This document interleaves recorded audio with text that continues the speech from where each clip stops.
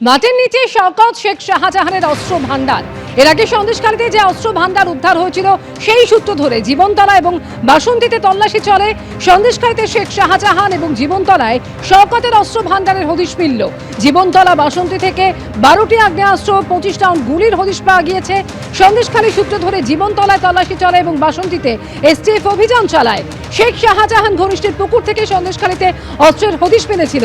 সন্দেশখালীতে তৃণমূল নেতার পুকুর থেকে প্রচুর অস্ত্র এবং গুলি উদ্ধার হয়েছিল।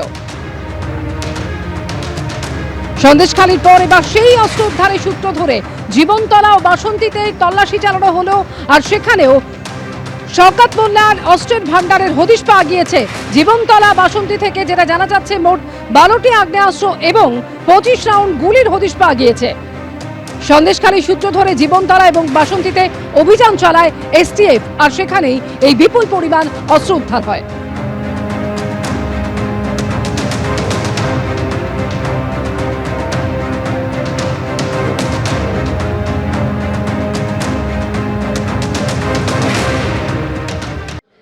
সুখেন্দু শেখর রায়ের পর এবার সুস্মিতা দেব রাজ্যসভা থেকে ইস্তফা দিলেন। তৃণমূলের আরেক সাংসদ এবং একই সঙ্গে দলের সমস্ত পদ থেকে ইস্তফা দিয়েছেন অসমের এই তৃণমূলের নেত্রী।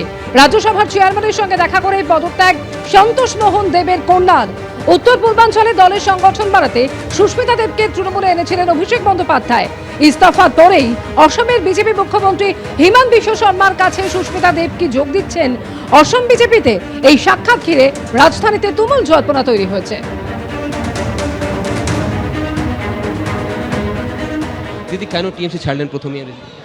একটা এত বড় পদক্ষেপ নেওয়ার পিছনে নানা রকম কারণ থাকে, এবং ব্যক্তিগত কারণ রয়েছে, রাজনৈতিক কারণ রয়েছে, যেটার জন্য আমি এই বর্তমানের পরিস্থিতিটা দেখে অ্যাটলিস্ট আমার রাজনীতি, যতটুকু রাজনীতিক বুদ্ধি আছে, আমি মনে করি আমার পদক্ষেপ সঠিক। সুখেন্দু শেখর রিজাইন করলেন, আজকে আপনি করেছেন, তো এটা কোথাও কোথাও পশ্চিমবঙ্গের রেজাল্টের সঙ্গে লিঙ্কড আছে? দেখেন, 2026-এর 4 মেতে দুটো রেজাল্ট এসছে, একটা আসামের রেজাল্ট এসছে আর একটা বেঙ্গলের রেজাল্ট এসছে। না, আমি দুটো রাজ্যের সঙ্গেই কানেক্টেড, যেখানে বেঙ্গল আর আসামের রেজাল্টটা মিলিয়ে আমি যেটা বুঝতে পারলাম that this is the best decision.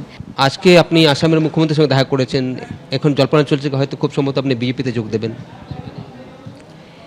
সেই রাজনীতি আমাকে আসামেই করতে হবে, বাঙালি এরিয়া আসামের। আমরা অনেক দিক থেকে বঞ্চিত ছিলাম, ওইটা বিজেপি অনেকটা কভার করেছে। Whatever the mandate is, এই ম্যান্ডেটটা তো 5 বছর থাকবে, so you should not be in denial.